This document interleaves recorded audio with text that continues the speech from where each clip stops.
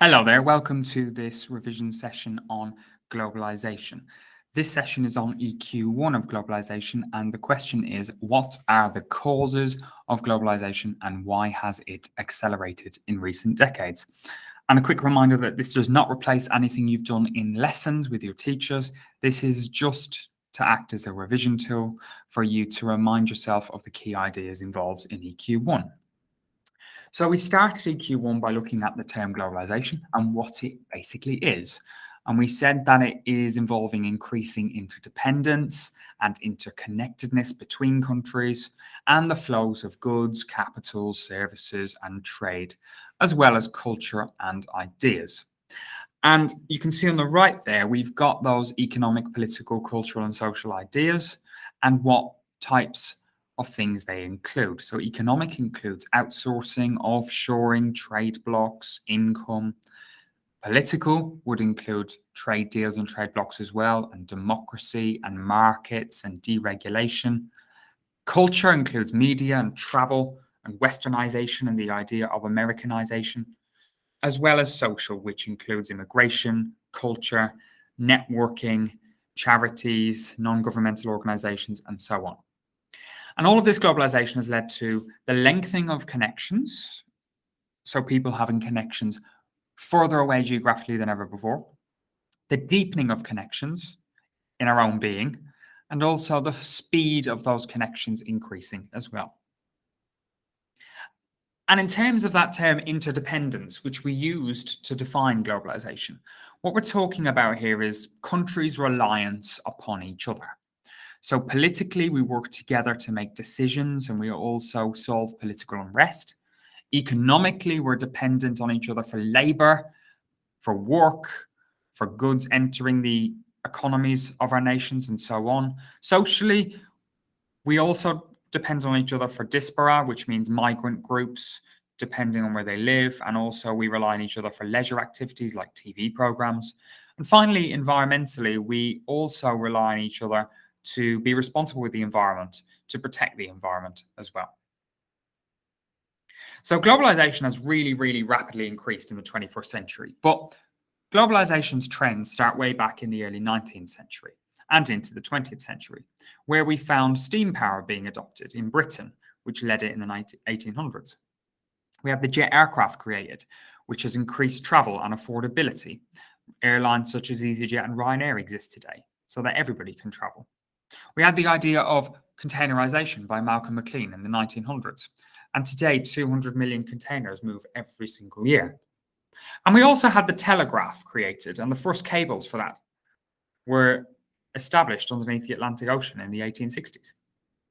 But we move into the 21st century, and today we have obviously the invention of mobile telephones. We also have broadband and fiber optics since the 1990s. And even since then, broadband has come a very long way. With GPS allowing for things like Google Maps to exist, but also satellites and tracking. And of course, the internet, which has allowed for easy communication and the rapid spread of knowledge. So we mentioned Easyjet earlier there as an example of how technology has changed travel, and it has also changed communication and general travel ideas around the world. And so Easyjet is a budget airline that's made tourism more accessible. It connects most of Europe's mainland cities. It also takes advantage of technology by the development of the internet and using its website very well nowadays instead of travel agents to sell their tickets. And these budget airlines have basically paved the way for better communication and better interconnectedness between businesses in Europe, making places become more switched on. Between 1996 and 2000, its passenger numbers increased from 30,000 people a year to 6 million. And today it receives over £4 billion every year in revenue and more than 65 million passengers a year. So it's developed rapidly as a result of technological advances, and also it has developed communications. Now, we had 5 types of flows within globalization. We have flows of capital, which is money and investment and trade. We have flows of labor, which is people moving around to work. Flows of products, which is physical goods. Flows of services, which is industries that are footloose, that move around quite easily, like call centers. And finally, we have flows of information, for example, using the internet, texts, phone calls, etc. Now, when it comes to world trade is a very significant flow in the world and causes globalization as well as being caused by it. And it's steadily increased up to the 2000s. And since the 2000s, it's really rapidly increased. And so there are a number of organizations today that promote free trade and try to end protectionism. And remember, protectionism is that idea that a nation wants everything for itself, wants to protect itself from other nations, and wants to stop its culture eroding and be very, very strict on its rules. Our modern day protectionists that you might think of are Donald Trump and Kim Jong-un of America and of North Korea. And essentially, in the past, protectionism has caused taxes and tariffs to be high on other nations. It's used quotas for goods coming in from abroad. It's banned foreign firms. It's also restricted investment in other countries. So we really wanted to move away from this protectionist idea as a world generally, so that we can become more open to free trade and globalization. And there are three organizations, therefore, around the world who promote this. The first one being the World Bank. Now, the World Bank is the Bank of Reconstruction and Development. So it's involved in lending money and giving grants to reduce poverty and also to fund economic development. So, for example, in 2014, the World Bank gave $470 million of loans to the Philippines to help it reduce poverty. The World Bank basically, therefore, adopts trade liberalization policies, which means that it tries to liberalize or open up free trade around the world. Developing countries may borrow from the World Bank, but also other countries lend other countries money as well, like China. For example, China in 2010 loaned £110 billion in total to other nations. That's more than the World Bank. So essentially then the World Bank deals with flows of capital, opening up capital and loaning capital to try and reduce poverty and open up free trade.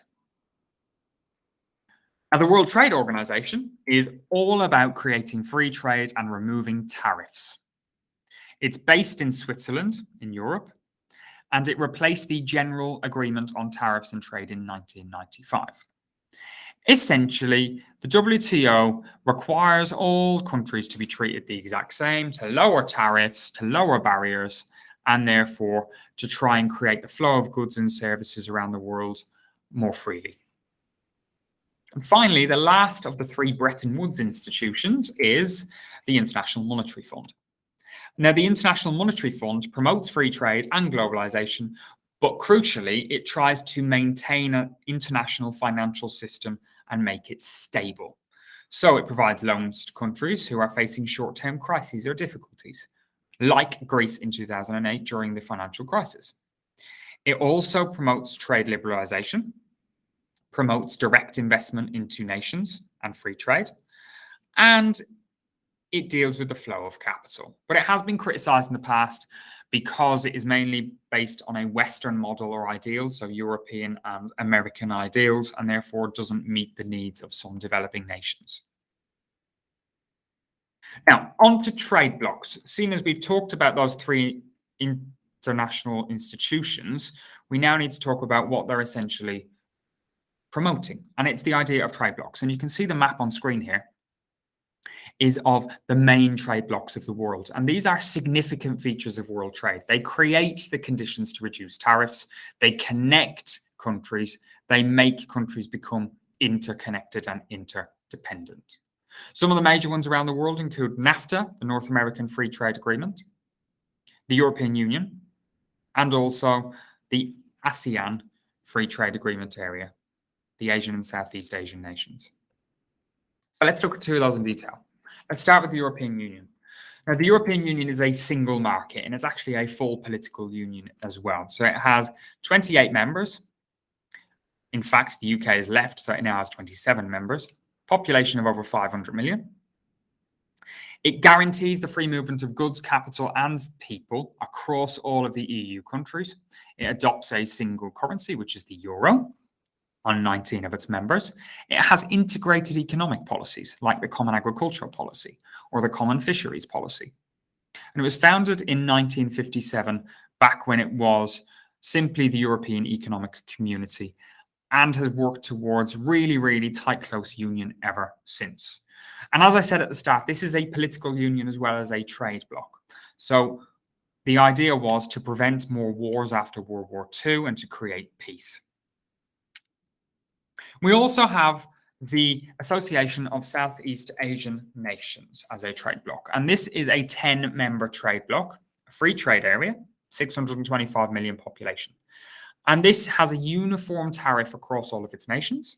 It was adopted in 2015, and they agreed to create a single market as a result, but this hasn't been achieved yet. It is political, more political than economic for political agreement reasons, to ensure stability in their economies. And it also incorporates culture-specific approaches. It tries to resolve conflicts as well as being a political and economic trade bloc. So there are two examples of trade blocs and how they increase globalization and promote trade. But of course, trade blocs can also have disadvantages. They do not just work for everybody. So they can create what's called trade distortion, which is essentially where any nation outside of the trade bloc can find it very difficult to trade inside that trade bloc, and therefore it becomes more expensive for them. It can create short-term unemployment as well in specific areas because of the loss of workers' rights, because of the fact that there are a bigger pool of talent created, so local people can lose out to jobs where international people may gain them. It can cause cultural erosion too. We can see a loss of culture in a place due to the infiltration of other types of products that were not normally there. And it can also create what's called sovereignty loss, which is where a nation gives up some economic power to other nations. So a policy, for example, like immigration. We must remember that national governments, like the UK government, play a role in promoting globalization. So it's not just trade bloc and international institutions. So all the policies of the UK are free market, liberal and entrepreneurial policies. We are a very open society in the UK. We promote globalization heavily and benefit from it. China today has also moved towards being an open, free market, liberal society. But in the past, it has been a very communist nation, so has been protectionist. And there are three ideals when we look at what national governments do to promote globalization. First one is free market liberalization. And this is the idea that governments promote free markets, promote less intervention by governments in the economy. And this normally leads to higher outcomes, lower prices, and better standards of living. And this does this because it means that governments cannot objectively set tariffs and set ideals that they want followed. It encourages foreign investment. We also have the idea of privatization, and this is very prevalent in the UK. And this is where governments sell off nationalized industries like steel or gas or coal. And this increases efficiency, it reduces waste, and it also promotes foreign companies investing in private companies. And finally, we have the idea of business startups. So small and medium-term business startups are encouraged by governments who are promoting globalization. They may receive grants and loans to start their businesses up. There may be low tariffs and taxes on them.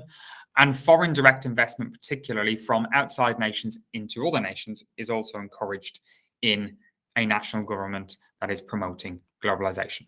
So the UK is a really good example of these three ideas, and China has moved towards these three ideas as well. And specifically on China there, we're going to look at China's policy on this since 1978. So from 1978, we've seen the fall of Mao Zedong as China's communist leader and the rise of Deng Xiaoping. And that rise of Deng Xiaoping really in 1978 led to China's change in political attitude, more liberalisation, and opening up to foreign direct investment from abroad.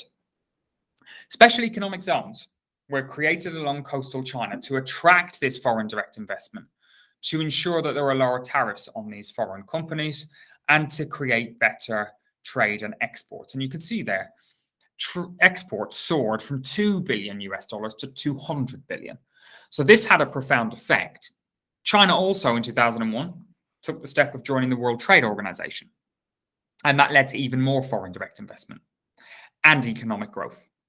And this has led to China's superpower status today. It's loosened restrictions on materials and minerals in the World Trade Organization. However, information flows are still controlled, so there is limited access by Chinese nationals to Google and Facebook. Cultural erosion has been limited, therefore, and limited generally. For example, only 34 foreign films are screened each year in cinemas in China. And there have also been some blocks still in place for some foreign companies like Coca-Cola in securing manufacturing plants and headquarters in China. So whilst China has opened its door to the attitudes of globalization and opened its door to the benefits of globalization, it has also remained closed off in some ways as well. Then we come to the idea of how we measure all of this globalization. So everything we've just spoken about, we need to be able to measure. And there are two different measures of this. One is the COF index, which you can see on the maps on the left, and the other is the Kearney index. Now, the COF index looks at political, economic, social indicators of development, and it measures it on a scale of 1 to 100, 1 being not globalized at all, to 100 being very globalized. And you can see there the COF index looks at political aspects such as membership of trade blocs like the EU, foreign embassies, and treaties. It looks economically, for example, at the distance of flows of capital, goods, and services, and also at the amount of investment in terms of monetary value in nations from foreign companies. And it also socially looks at phone calls, tourist numbers, cultural proximity, the number of McDonald's available in that nation, for example, as a globalized company. And therefore, the COF index basically gives a score of the political, economic, and social factors of that nation. Now, slightly differently, the Kearney index is a measure of globalized cities, and this is carried out by a London business. And it considers political, communication, technological, and political factors. So, for example, it looks at economic integration, imports and exports, and trade. It also looks at personal contact between people, so travel and tourism. It looks at technology, so internet users. And finally, also political engagement. So that might be the number of embassies as well, just like the COF index, or it might be membership of an organization, an international organization like the World Trade Organization. So these are just two ways in which we can measure globalization. But don't forget, there are many other ways. If you think about what you will have learned at GCSE, you can also use GNI per capita. The wealthier countries generally are more switched on. They're more tuned into globalization than the less wealthy nations. So we've mentioned the term switched on a lot. Now, switched on places are obviously in touch with globalization. They are globalized places. But you also, in your A-level course for EQ1, looked at the switched off places of the world. And we looked at two examples. So let's start with North Korea. And of course, North Korea is a dictatorship. And that means there is a strong autocracy and hold over North Korea's people. It's therefore politically and socially isolated from the rest of the world, and it controls globalization heavily. There's no access to the worldwide internet for North Koreans or social media. There is only access to what's called intranet, which is an internal internet. And the North Korean government control what websites people can access. There's no underseas data cables that connect North Korea to the rest of the world, and therefore it's cut off from the general cultural trend of westernization. And the Sahel region is another example of a place that is switched off, but this is not because of dictatorship. The Sahel region is switched off mainly due to poverty. And there are 12 regions, 12 countries in the Sahel region involved. Mismanagement of resources, corruption, and lack of resources naturally have also played a part in this area being switched off. And there isn't much integration in this area to globalized economies either. Farmers depend on each other in this area. There is, though, change happening today. A country like Nigeria, for example, whose northern part stretches into the Sahel region, is a rapidly growing nation today and is becoming more switched on than ever before. So there are two good examples of switched off places from globalization. Now, let's have a quick look at transnational corporations, because these are instrumental in spreading globalization. So these are firms which operate in one or more country. Now, when companies change from a national company in one nation to operating in all their nations, they create what's called foreign direct investment, which spreads globalization. These have grown because of trade blocs, the removal of international barriers, economic liberalization, the removal of control on them, and also because, like in China, special economic zones have been created as well. So these grow because of the free market, liberalized policies of the world. And then we had the idea of glocalization. Now, glocalization is a process of a TNC, like Coca-Cola or McDonald's, adapting their products to suit local markets. So, for example, McDonald's exists in many countries around the world, over 150. And they tailor their products to that local economy. So, for example, in Southeast Asia, in Indonesia, McDonald's sells chicken and rice and noodles, as well as your Big Macs, your quarter pounders, and so on. And that means it entices people in those regions to buy their products. And it meets their needs. So McDonald's is a very, very good example of how a company, a transnational company, can meet the needs of other markets. And of course, the term globalization there has the word local in it. So think of it as meeting local needs. There are other examples at the bottom of the screen. For example, Cadbury's chocolate is sweeter in China because of local tastes. Volvo sells its seating positions very differently in its cars on different sides of the car, and so on. We now move to the ideas of offshoring and outsourcing. And I've used two example countries here that you can use as well if you've got an exam question on this. Let's start with offshoring. Now, offshoring is the process of a company moving part of its manufacturing process to another nation. And I've used the example of China here. And this is part of the global shift where lots of companies have moved their manufacturing processes to China and other Asian nations. Now, China has over the years gained the status of workshop of the world. And the reason for this is because so much offshoring has taken place. Incomes have risen, the middle class has widened in China, people have become more highly skilled, economic growth has remained high, technology has been shared with China, and it's become more innovative in a way. So, cities like Shenzhen have low labor costs and poor working conditions, and exploitation has taken place. But conditions have started to improve after protests, and as the idea of the move to the East and the workshop of the world has developed. But there has also been environmental damage as a result of this, and air pollution remains very high in places like China as a result of it becoming a manufacturing hub. Life expectancy has reduced by 5 years in some nations like China, in some cities, as a result of the air pollution and general wider implications for the environment because of offshoring. Now, outsourcing is slightly different, and this is where a company like TalkTalk Broadband contracts out a part of its work to another company. So TalkTalk may contract out its call center work to another company in India, for example. And India is a good example of this because many Indians are English fluent speakers as a result of historical British rule. Broadband capacity in cities such as Bangalore is high, and therefore they make excellent places to outsource call centers to. Indian call center workers generally earn a fair middle-class wage, and the companies are made extremely profitable because that wage is lower than it would be in, for example, the US or the UK.